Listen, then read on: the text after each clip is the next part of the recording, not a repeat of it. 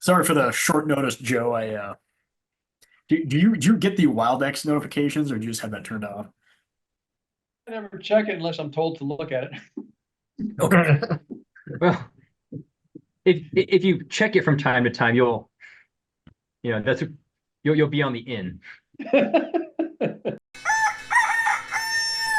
All right. So welcome to episode 116 of Farm to Markets. Today we're talking about the M2 money supply, taxes on tips, money and happiness, electric vehicle depreciation, and fast food. So Market Watch just put out an interesting piece featuring some intriguing data. To make a long story short, they argued that a ratio that considers the M2 money supply and the S&P 500's annual return can be plotted against the S&P 500's annualized total return adjusted for inflation. The chart for the S&P 500 performance is delayed 10 years, and the S&P 500 M2 ratio can be used to predict if the stock market returns will keep pace with inflation. Based on the most recent data, they argued that the next decade, the S&P 500's total return will likely not keep pace with inflation. The last time this happened in their charts was between 1998 and 2002 as the tech bubble burst. This indicates lower stock performance and higher inflation for the foreseeable future. Do you agree with this method of stock prognostication? Well, personally, I was not familiar with this particular predictor, so I thought it was kind of interesting.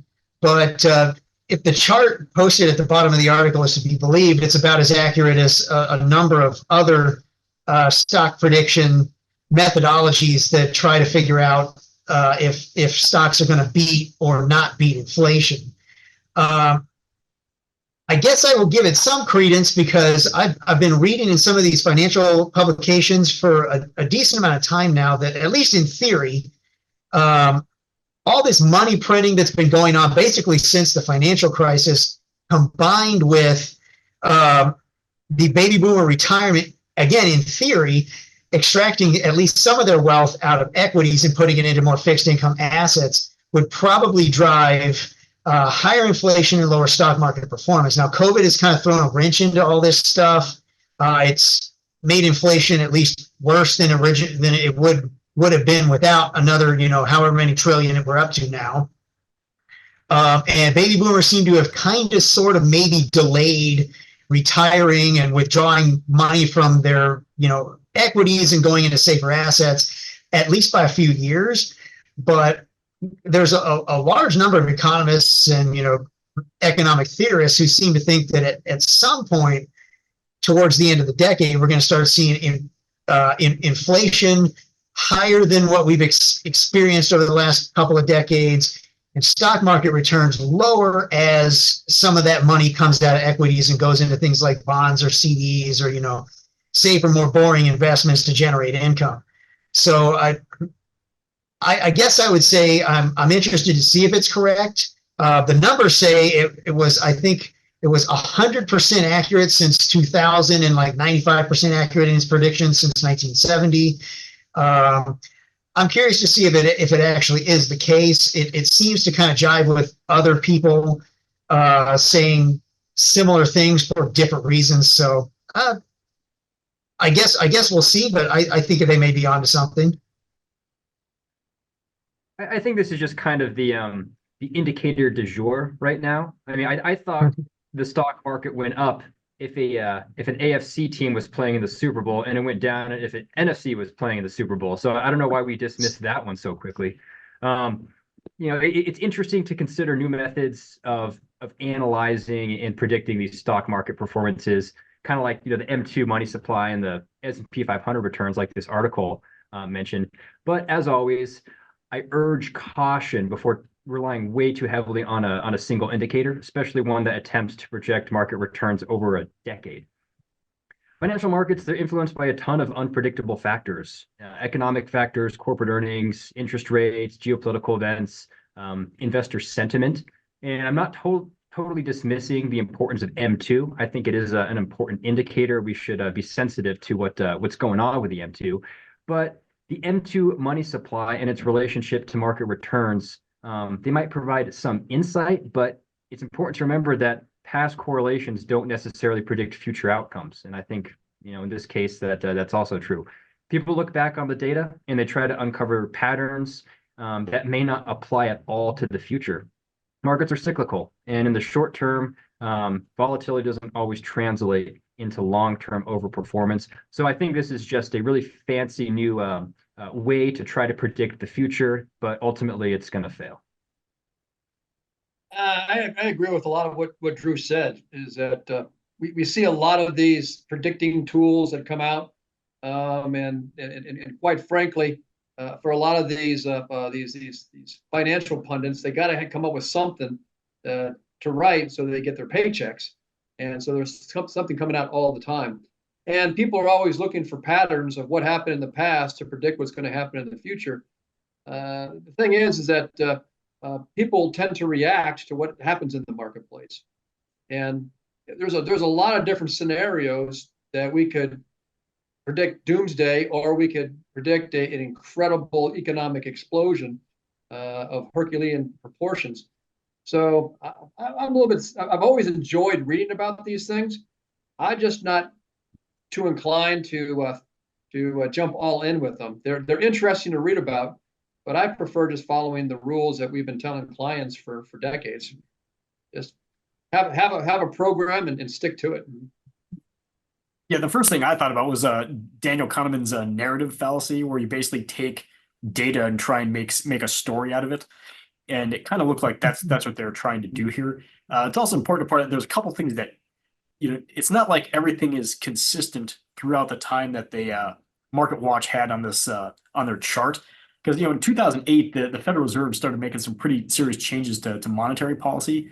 You also get the credit cards and debit cards are more prevalent. I guess they're used more than they used to be, like in the 80s and before then. And then also it's cheaper and easier for consumers to buy treasury bills and I bonds and stuff like that aren't necessarily captured in M2 money supply. So a lot of that changes some of the variables in there. So if a lot of people are taking money out of their accounts and dumping it into short-term treasury bills to try and at least lock in higher interest rates for a couple of years, that's going to have an effect on M2 money supply, especially when banks lately too have been paying next to nothing, and you've been seeing a lot of money flowing into investment accounts to try and buy higher yielding products. That's probably going to have an effect on M2 as well. So I don't think it's necessarily the best predictor of a recession, but it is fun to think about. All right, let's see. All right, so Vice President Kamala Harris on Saturday called for ending taxes on tips. So like tips you get like at a restaurant, not Treasury inflation protected securities. Attempting to seize on the policy idea advanced by Republican President nominee Donald Trump, Harris' announcement during a rally in Las Vegas comes as she prepares to roll out parts of her broader platform this week. Harris' campaign has experienced a surge in popularity in recent weeks, and her tax proposal seeks to further blunt Trump's populist economic appeal. Trump, in June, at his own rally in Las Vegas, floated a plan to eliminate taxes on tips, an idea he later said that he came up with after having a conversation with waitresses in Las Vegas. Do you think tips should be taxed? Yeah. I mean, it's income. If it's your income, it's income tax. It should be taxed as income. I'm generally a very simple tax kind of person. If it's income, it should be taxed, and whether it's $100 or $100,000, probably at the same rate. I'm kind of a flat tax person for the most part. So if it's money and you earned it as income, yes, it should be taxed. In general, I don't particularly like this idea, not necessarily because it's a tax cut. I generally like tax cuts, but it seems to me to be blatant vote buying on both candidates' parts. Hey, let's see how many waiters and waitresses we can get to vote for us by promising them basically money. I mean, it's to me, it's effectively a bribe. So I don't really like when politicians of any persuasion say, hey, if you vote for me, I'm going to shower you with more benefits, including, a targeted tax cut on a specific sector of the workforce. Like, why can't I have a tax cut? Why isn't my income going to be exempt from income tax? So No, I don't particularly like it. Yes, if it's income, it should be taxed just like everybody else's income. If you don't like taxes on your income, tell your representatives to cut your taxes or vote for somebody who will. Yeah, I don't really like coming out of the gate saying, it should be taxed or it shouldn't be taxed. I'm kind of like Alex. I think, yeah, on paper, if it's income, yeah, it should probably be subject to the tax rules. But I guess I'm less concerned about whether tips are taxed, and I'm more concerned about how Congress is managing the overall tax revenue. Let's just say tips become tax exempt. What's the downstream effect of that? Making these big policy changes is kind of like squeezing a balloon. The air just gets pushed around, doesn't really change. Like Alex, I think this is a stunt to win political favor. But let's assume that Congress passes this, and then I'll play ball. What would happen? Will other income tax increase? Will Congress make spending cuts to compensate for the 38 billion that's missed in taxes from these tips? Will the rest of the country just start structuring their compensation to be in tips? I mean, we get paid through fully taxable management fees. I'd love to call those tips if I could. And I'm sure I'm probably not the only person in the country that would be thinking like this. So I think there would be these, very large downstream unintended consequences if you do something like this. So I'm just going to sit back and see what happens here. This is basically shameless vote buying at its very, very finest. Trump never thinks more than one chess move ahead when he talks. And when he basically said this back in June, he just got caught up in the crowd and said, yeah, I think that we ought not to tax tips. Kamala Harris got a bunch of really smart people together, and they did focus groups and they ran surveys, and they came up and they looked at all the data and said, hey, this really sells well with Las Vegas, which is a swing state, or with Nevada, which is a swing state. So I think we got to push this as well. And so they're shamelessly buying it with the data to suggest that it appeals to voters. Bottom line, it's completely unconstitutional, and it's not going to fly. They're not going to get anybody in Congress. Well, I'm not going to say anybody. They're not going to get a majority of people in Congress who are going to side with this. The unions would be freaking out about this. This is something I don't think the unions are going to get on board with. But by and large, it's never going to happen. They're not going to do this, but it certainly does play well in a campaign season. Yeah, in the Wall Street Journal editorial board said that it cost 150 billion over 10 years to do this. But my thing is it really? Because the organizations that I worked for when I was in high school and college that I'm not going to name, I'm pretty sure a lot of those tips did not get reported in income. Like, that's the thing, is that, like, how many people actually report their tips in income? Because I saw, quite a few of those get put in people's pockets, and then it was probably spent at the bar later that night to be completely forgotten about by the time tax time rolls around. So, I would say that the majority of tips are probably not taxed anyways. I think restaurants now have to keep track of their tips. So, like, if you write your tip like on the receipt, I think there's some reporting on that. But if you work at, like, I don't know, I'm just gonna make stuff up here, like a golf course where they just hand it to you, I would say about 90% of that never makes it on the 1040 at the end of the year. So, but yeah, I think there's buying votes. I don't know if this will actually come to fruition or not, but I'd say there's a lot that don't get reported. All right, let's see here. All right, so a long-standing bit of pop wisdom is that money doesn't buy happiness. In the past, research managed to put a number on that statement.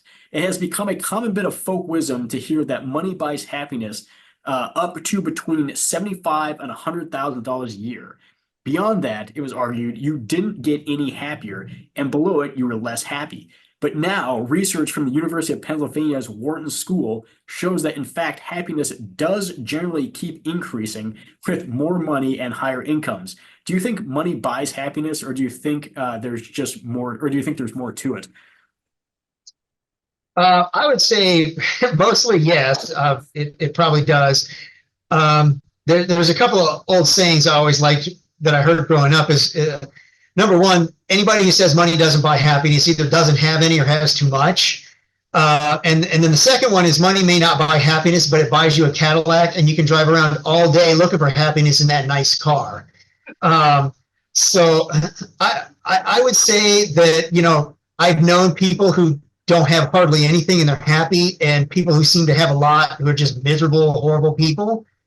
But in general, if you're not worried about whether or not you can fill the fridge with groceries, or, if you're not sure if you can keep the lights on this month, you're probably a lot happier than, if you're not worried about that than if you are worried about that stuff. I know I'm happier making more money now than I was making when I first started out in life. So it may not directly buy, there's no happiness store where you swipe your credit card and you just get 10 units of happiness. But I think in general, if it reduces stress and you're just in general not looking for reasons to be miserable, yeah, I think people who aren't concerned about whether or not they can acquire the things they need and want, they're generally happier.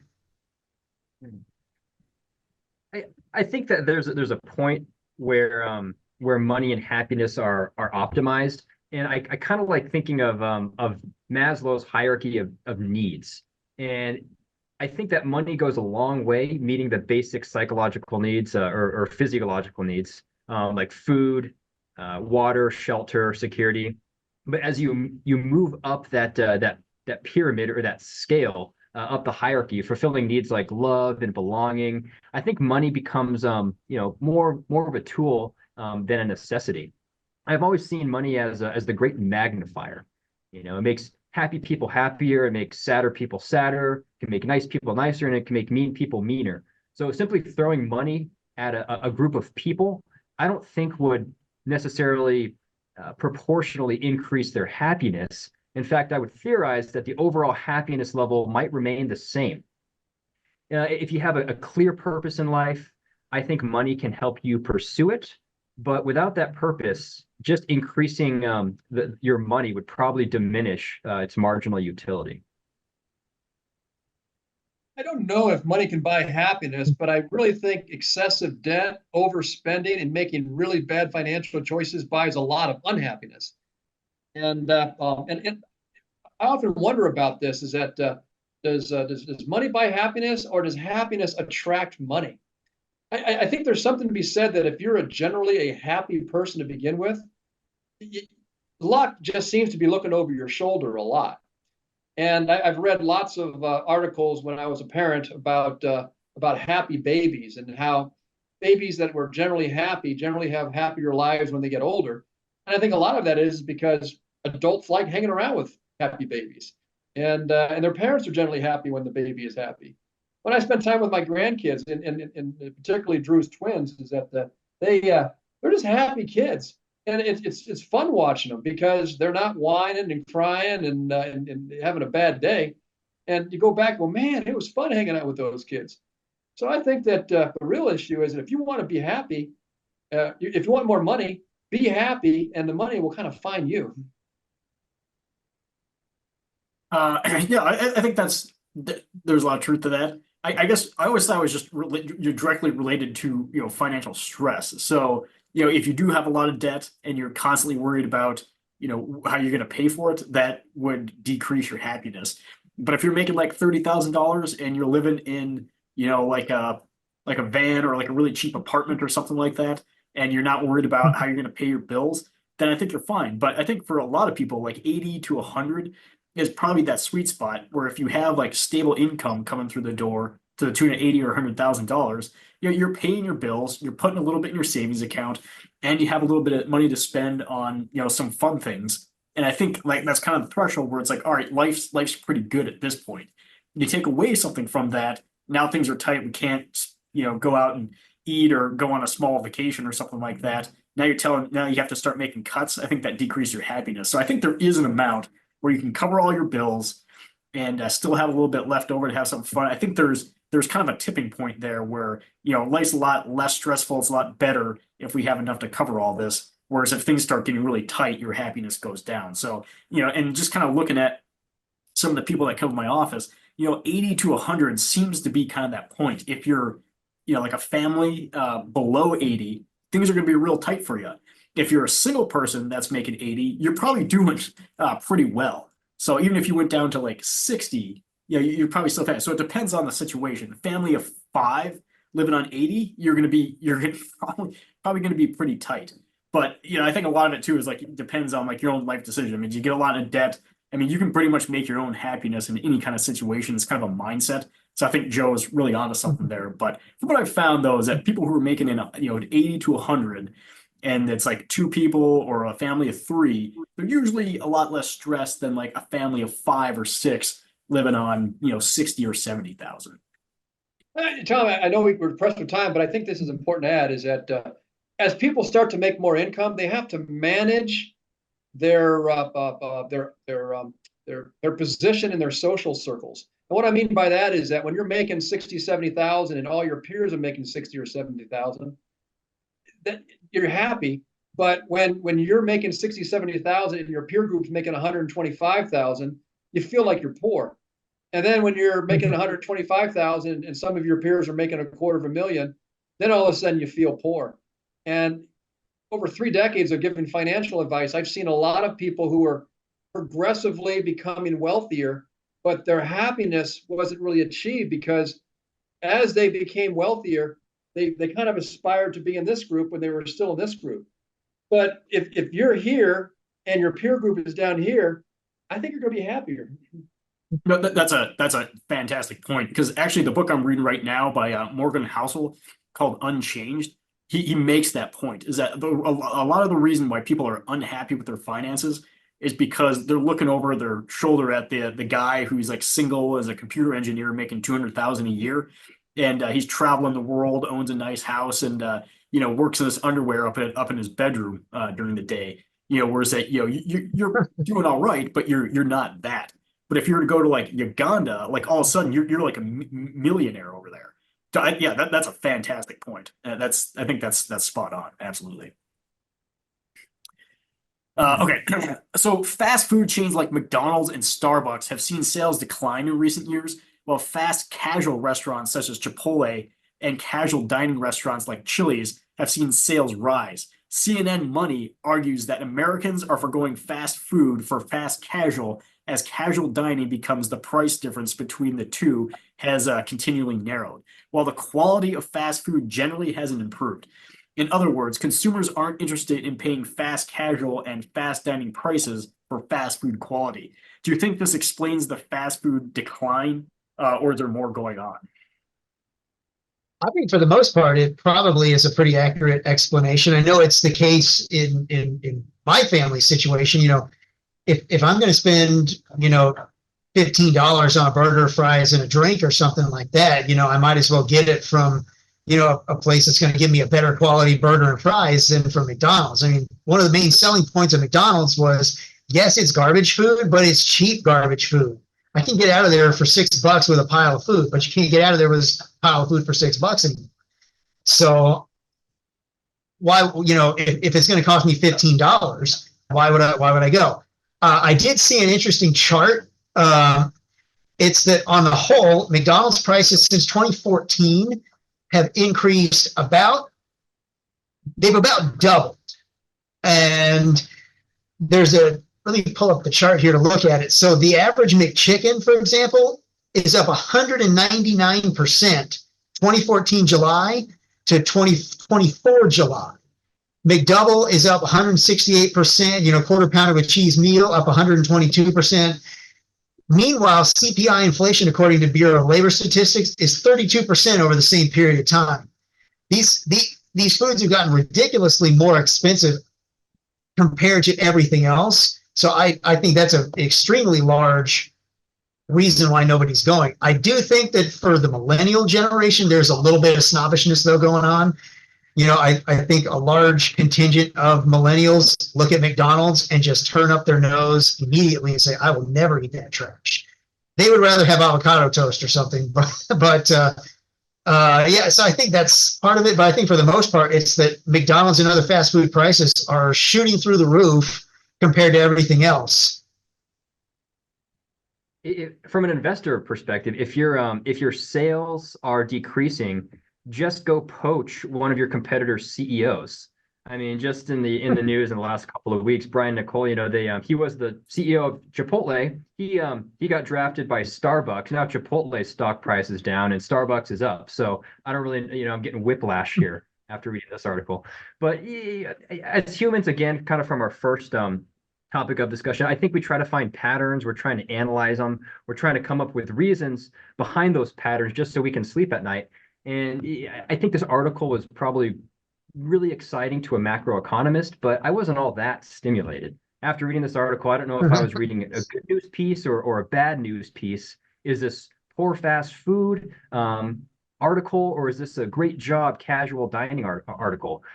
Is there some healthy ratio of fast food to casual dining that keeps the economy humming? I think this is just folks making choices. Like Alex, if the price of a Big Mac is going up and we can get the same quality of food at Chipotle, maybe they're going to do it. And then fast food will probably have to adapt. But this is just the economy being the economy, in my eyes. Whenever you see a phenomenon that doesn't make sense, there's usually a government regulation somewhere that makes it possible. And I think that this article makes sense for two reasons. One is that the Wall Street Journal had an article a couple of days ago talking about how millennials and Gen Z are actually kind of catching their stride financially, that they're actually in better financial shape at their age now than their parents were, which certainly wasn't the case a couple of years ago. So millennials now have a little bit more money than they had before. And if that's true, they're probably going to eat in nicer restaurants because they can. And secondly, there was an article in the Wall Street Journal talking about how McDonald's has been way behind the power curve in spending lobbying money in politics compared to a lot of their Fortune 500 peers.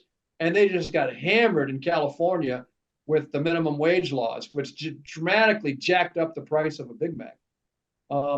It remains to be seen if their increased enthusiasm for lobbying is going to pay off.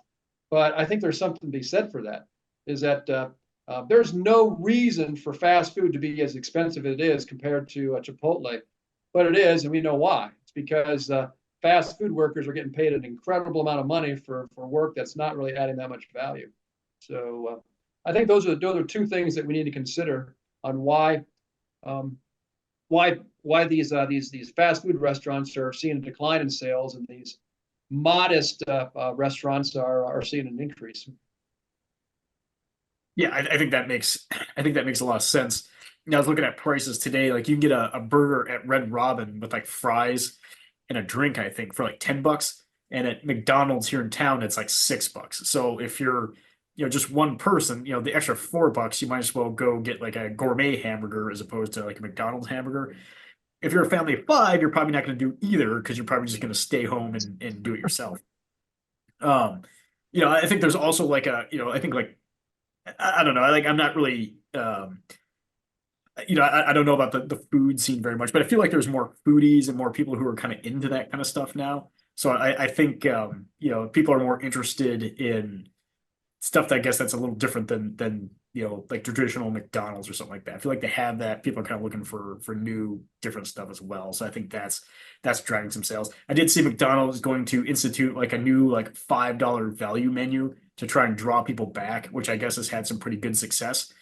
And then that makes sense. I watched a documentary on a day trader, and basically he was saying that if the McDonald's in the town that he was at didn't have the dollar menu, he basically couldn't eat for that day because a lot of times he'd like made a really bad short or something like that. So if it didn't have the dollar menu, he was just going to have to, he was fasting for that day. So there's probably some day traders out there that really depend on this. So, all right. Well, that's it for episode 116 of Farm to Markets. We'll see you later. All right.